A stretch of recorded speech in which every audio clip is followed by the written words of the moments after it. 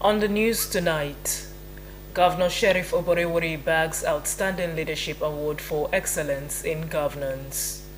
Senate approves President Bola Tinubu's request to secure $2.8 billion in foreign loans. Nigeria's news service chiefs pledge to strengthen national security. And abroad, U.S. President Donald Trump orders Department of Defense to resume nuclear weapons testing after 30 years.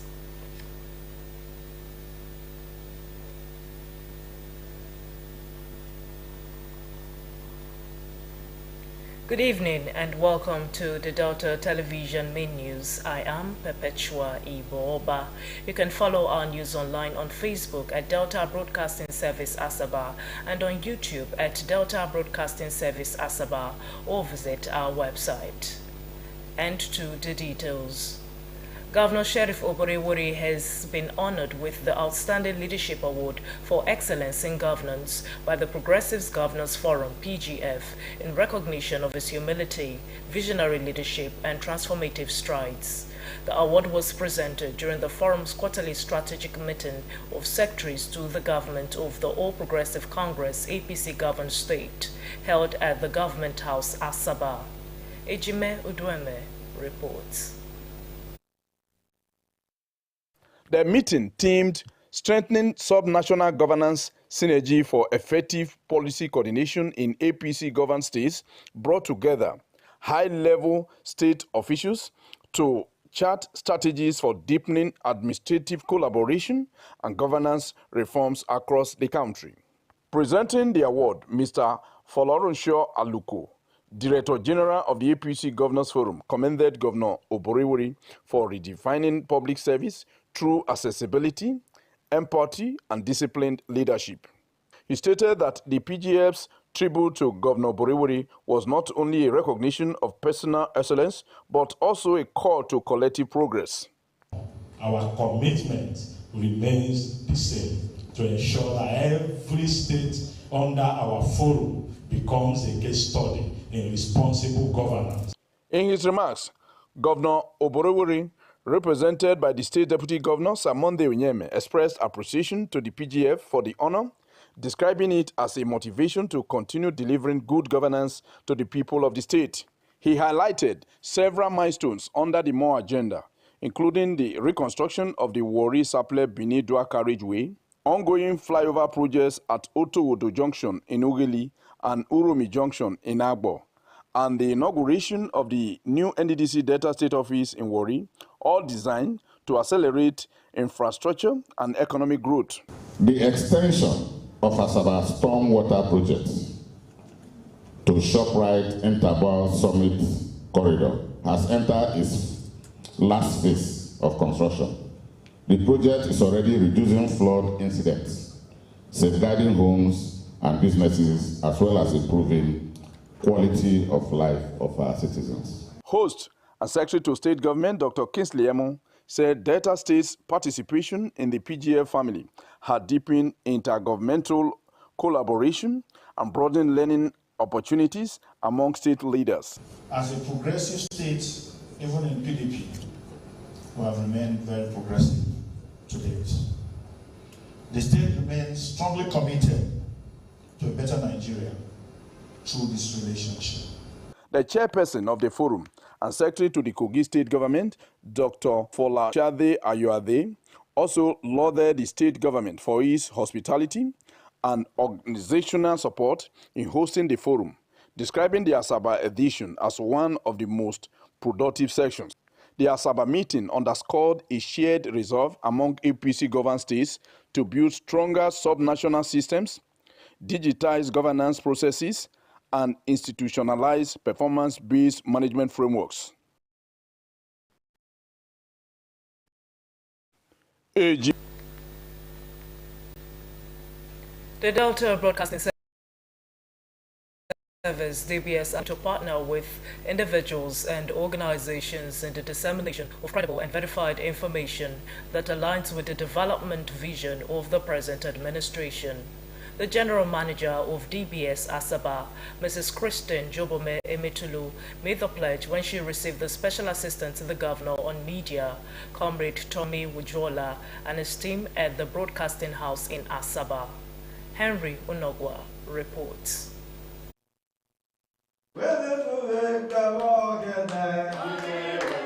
Mrs. Jobome Emetulu commended the community-based security sensitization and awareness campaign team for identifying with the station as partners in progress, saying the initiative resonated with the more agenda of Governor Sheriff Oborevwori, particularly in promoting peace and security across Delta State. Mrs. Jobome Emetulu expressed concern over the indiscriminate dissemination of unverified information on social media platforms, citing libel, slanders, and defamation, and warning that such actions, if unchecked, could disrupt peace and threaten security. Because where we find ourselves here and in the world today is citizens' media, where everybody has become a broadcaster, everybody has become a reporter. And the danger there is what you rightly pointed out. Information that is not fact-based, information that is not fact-verified. That is the world we are in today. And there is need for us to, whenever we see something, we should say it. When we say it, we should say it in the right way. She urged the public to rely on credible broadcast outlets, such as the DBS, which she described as the media hub of Delta State intentional dissemination of government policies and programs, as well as public-oriented news and programs contents. The DBS Asaba General Manager highlighted programs such as Orientation Hour, Labor and Civicum, and the Fourth Agenda, all designed to better inform the people while promoting interactions between government and the people. We are doing a lot to drive the subject matter of peace and the reorientation of the mindset of Deltans. So what you are doing now is an extension of what these government functionaries are doing, and because you're also now a government functionary, you are doing the right thing, and will definitely work with you towards ensuring there's enhanced peace and security in Delta.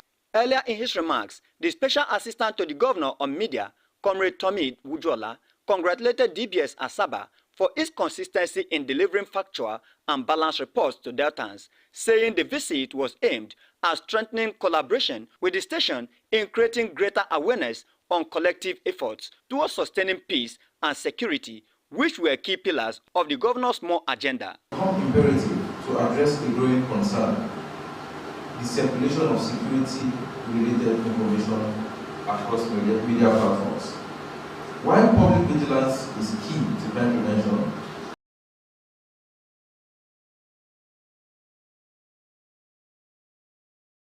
the indiscriminate light and creates unnecessary crime. Comrade Wujola explained that the community-based security sensitization and awareness campaign sought to reorient communities towards responsible volunteerism, proper information sharing, and the trust building between citizens and security agencies, adding that the campaign promoted informants' protection and transparent follow-up mechanism, discouraging the spread of false information that could hamper the state's security efforts. Henry Onogwa reporting. As the world marked Stroke Day, residents of Asaba have been advised to seek medical attention immediately symptoms of stroke appear. A medical expert, acting medical director of the Federal Medical Center, FMC Asaba, Dr. Omo Ekenem Chuku, gave the advice at a free medical screening for residents. Gloria Otolo reports. Dr. Ekenem Chuku commended the stroke units of the hospital, as well as caregivers and patients for their efforts, stressing that the exercise was aimed at promoting stroke prevention and initiating early response. It's not easy to attend to stroke patients. There's a lot that goes into it. Every minute counts. One of the challenges we have stroke issue of that of internal medicine, Dr. Jeff expressed satisfaction participation,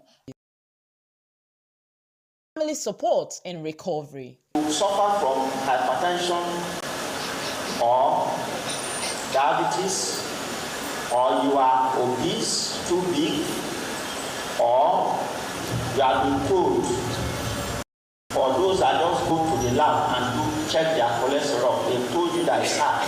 You should try to see a doctor so that manage some of these common things. These are the things that lead to stroke. Dr. Yusuf Mose, who spoke on the need for early recognition of stroke and quick action to save lives, said stroke cases were increasing globally, especially in Africa, due to rising hypertension and poor lifestyle. He urged all to remember the acronym FAST: face dropping, arm weakness, speech difficulty, time to go to hospital. Quick treatment improves survival and recovery.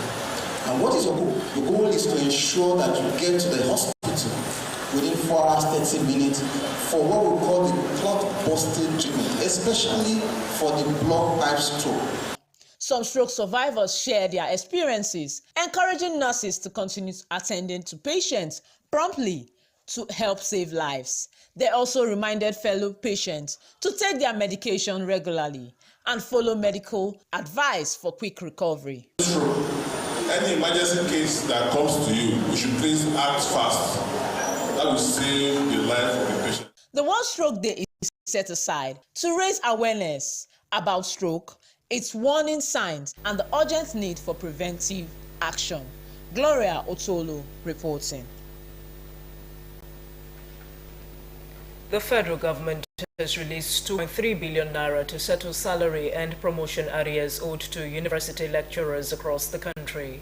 Education Minister Dr. Tunji Alausa said the payment, representing Batch 8 arrears, was processed through the Office of the Accountant General as part of President Bola Tinubu's commitment to revitalizing tertiary education through sustained funding and reforms. Dr. Alausa added that the earned academic allowance would be fully integrated into salaries from 2026, while efforts were ongoing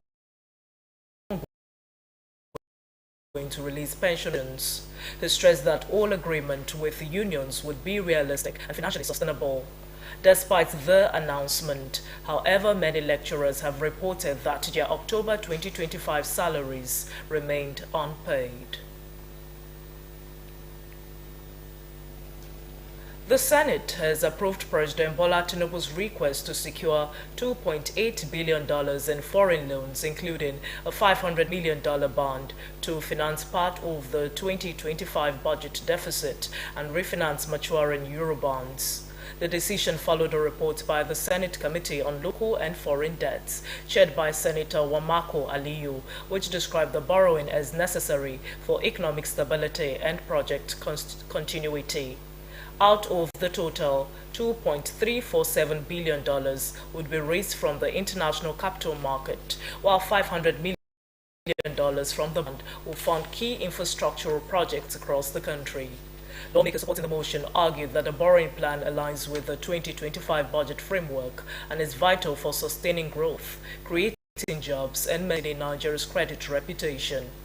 While critics have expressed concern over the country's rising debt, now above 97 trillion naira, senators like Sani Musa, Adetokunbo Abiro, and Adams Oshomole maintain that properly structured loans are essential to bridge funding gaps and drive development. The approval marks another step in President Tinubu's fiscal strategy, shortfalls, and high debt servicing obligations. Nigeria's new service chiefs have pledged to strengthen national security, improve troop welfare, and enhance collaboration with lawmakers and stakeholders. Chief of Defense Staff Lieutenant General Olufemi Oluyede vowed to prioritize personnel well-being and modernize military operations, while Army Chief Major General Waidi Shaibu promised to boost training and operational effectiveness, with Navy Chief Rear Admiral Idi Abbas and Air Force Chief Air Vice Marshal Kennedy Aneke pledging to improve efficiency and innovation across their services. The service chiefs were yesterday formally sworn in at the Presidential Villa, Abuja, with President Bola Tinubu charging them to uphold professionalism, strengthen interagency cooperation, and ensure the protection of Nigeria's territorial integrity.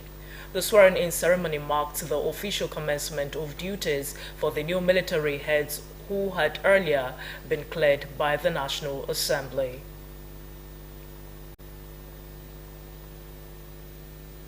The House of Representatives has called for the creation of a fully digital civil registration system to record births, deaths, marriages, and other vital events in the country. The Speaker of the House of Representatives, Honorable Tajuddin Abbas, made the call in Abuja while opening a public hearing on a bill seeking to repeal and reenact the existing Birth and Death Compulsory Registration Act, describing accurate population data as crucial to effective governance and national planning.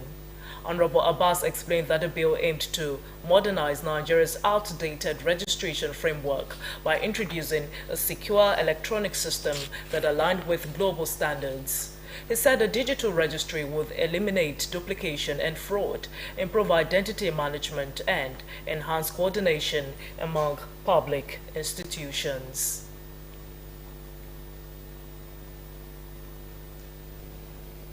In another development, the House of Representatives has urged the federal government and the Central Bank of Nigeria, CBN, to provide cassava farmers with easy access to short-term loans to boost food security and strengthen the agricultural value chain. Sponsor of the motion, Honorable Canis Onwachukwu, noted that cassava was a key agricultural product with great export potential, serving both food and industrial needs. He expressed concern that most cassava processors, mainly women, worked with poor equipment and limited access to credit, leading to low productivity and poor packaging, adding that access to loans and modern machines would raise farmers' income and improve product quality. The House also urged the CBN and other financial institutions to create credit facilities for farmers, while calling on the federal government to revive the Presidential Committee on Cassava Initiative and train farmers on modern processing techniques. The presidential pardon earlier granted by President Bola Tinubu to 175 convicts, including high-profile individuals such as drug traffickers, kidnappers, and fraudsters, has been reviewed following widespread public criticism.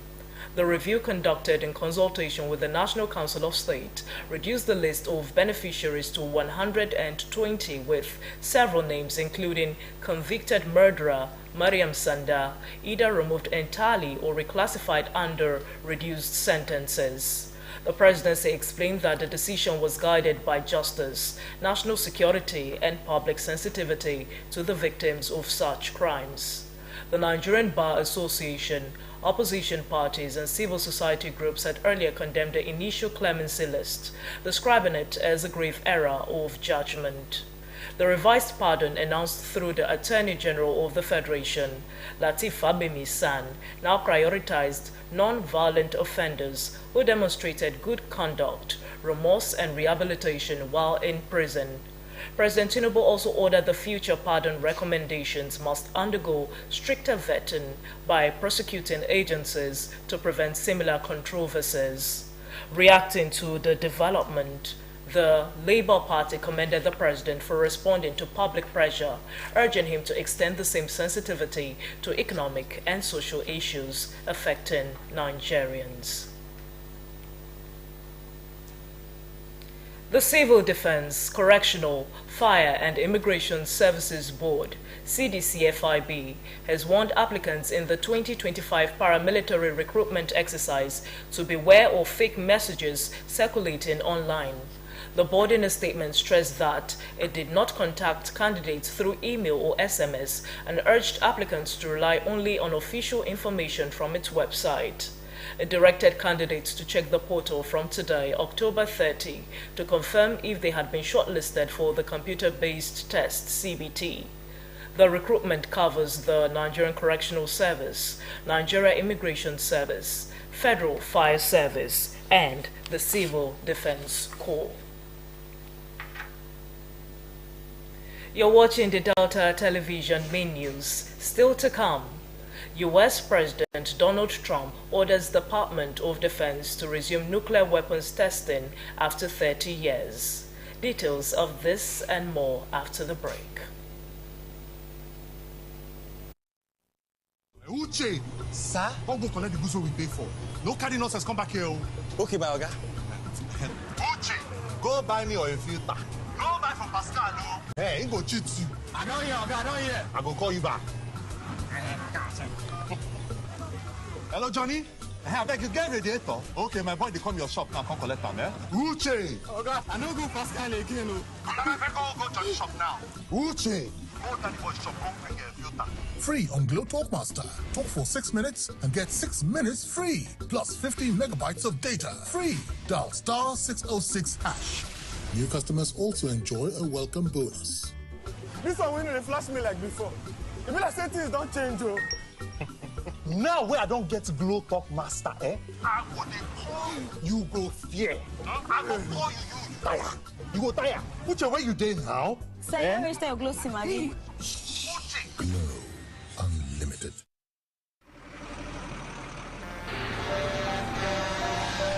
If tanker wey carry fuel fall or pipe wey carry fuel for underground burst, wetin you go do? You go begin bae fuel put for your bucket, or you go run comot far for where the fire go soon come. Na only small time you get to take this wise decision. Waka comot, no, that one no dey enough. Shift, no, that one no dey enough. Stay there dey gist and take pictures with your phone. That na madness. Run, yes, run comot. Yes, your life depend on wetin you do. The fire go come at once and you no go fit control am. Why? Petrol dey catch fire easily. Why? Na just small spark go start big fire. So no stay there dey think. Run comot quick to save your life. No throw your life away because of say you wan pack petrol. Take this advice.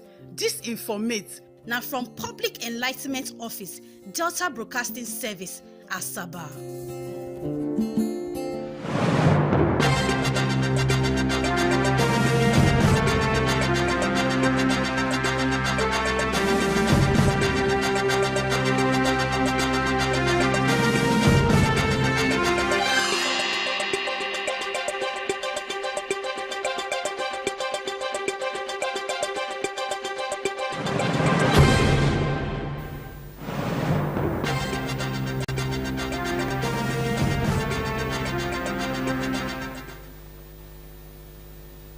You're watching the Delta Television main news. The United States President, Mr. Donald Trump, has ordered the Department of Defense to resume nuclear weapons testing for the first time in over 30 years. President Trump said the move was needed to match the programs of Russia and China. The United States last carried out a full nuclear test in 1992. The announcement came ahead of Mr. Trump's meeting with Chinese President Xi Jinping in South Korea. It follows reports of recent Russian missile tests. Arms control experts and lawmakers have raised concerns, warning that renewed testing could heighten global tensions and undermine efforts to prevent nuclear proliferation. Tanzania has imposed a curfew in its largest city, Dar es Salaam, following violent clashes between police and protesters on election day. Hospitals report a surge in patients wounded during the unrest. The presidential and parliamentary elections were expected to deliver a clear victory for President Samia Suluhu and her ruling party. The main opposition leader was jailed on treason charges, which he denied, and his party had boycotted the vote. Protesters demanding electoral reforms and greater political freedom set fire to vehicles and caused significant damage to public infrastructure, prompting authorities to tighten security across the city.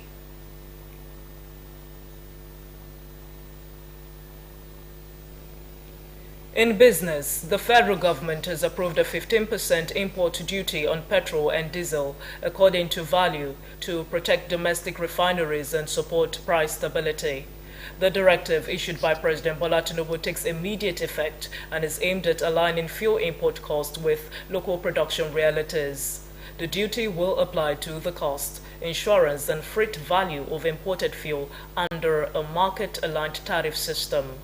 The approval followed a proposal by the Federal Inland Revenue Service FIRS chairman, Mr. Zach Adedeji, who explained that the policy addressed import-driven pricing distortions that had pressured domestic producers during periods of foreign exchange and freight volatility.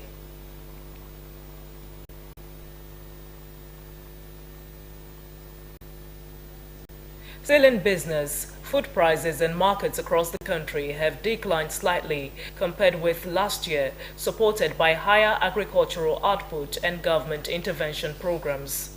However, many residents still face affordability challenges as staple items remain relatively high. A market survey shows local rice selling at 63,000 naira to 65,000 naira per 50 kilogram bag, down from about 75,000 naira in 2024, while a bucket averages 2,200 naira. Foreign rice ranges between 80,000 naira and 85,000 naira. White beans and brown beans now sell for about 95,000 naira and 110,000 naira per bag, reflecting reductions from last year's peak levels. Cooking oil prices have also eased modestly, with a 25-litre keg of groundnut oil at roughly 73,000 naira and palm oil at about 65,000 naira. Market observers have attributed the trend to improved domestic production and targeted agricultural support.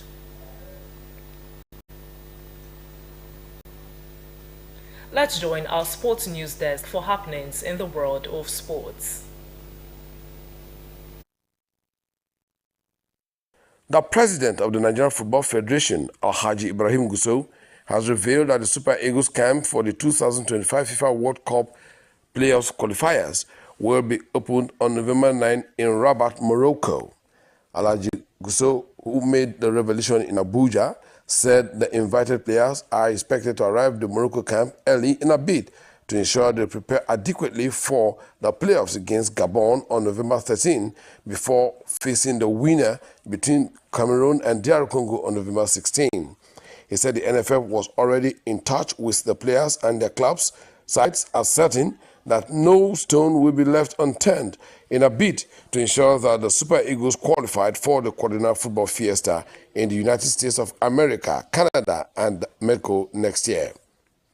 In another development, Wolverhampton Wanderers manager Victor Pereira has applauded Super Eagles striker Tolu Arokodare for a steady improvement and understanding of the English Premiership. Pereira, who was reacting to Arokodare's sublime finish against Chelsea in the English Football League Carabao Cup, said the player had continued to improve, which had seen him score 2 goals in 6 appearances for the club. Arokodare had opened Wolverhampton Wanderers scoring in the second half, as well as providing assists as the club fell to Chelsea 4-3 in the 7-goal thriller at the Molineux. NBA basketball star Brandon Williams has apologized to fans of the basketball club franchise after he was arrested for being in possession of marijuana, otherwise known as cannabis, on Saturday.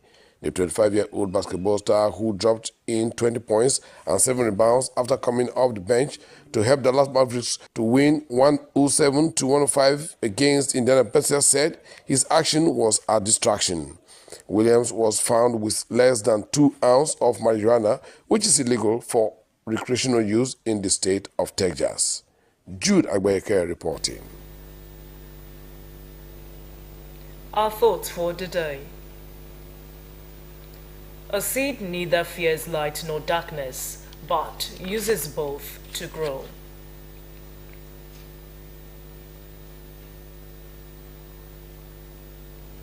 To end the news, the highlights.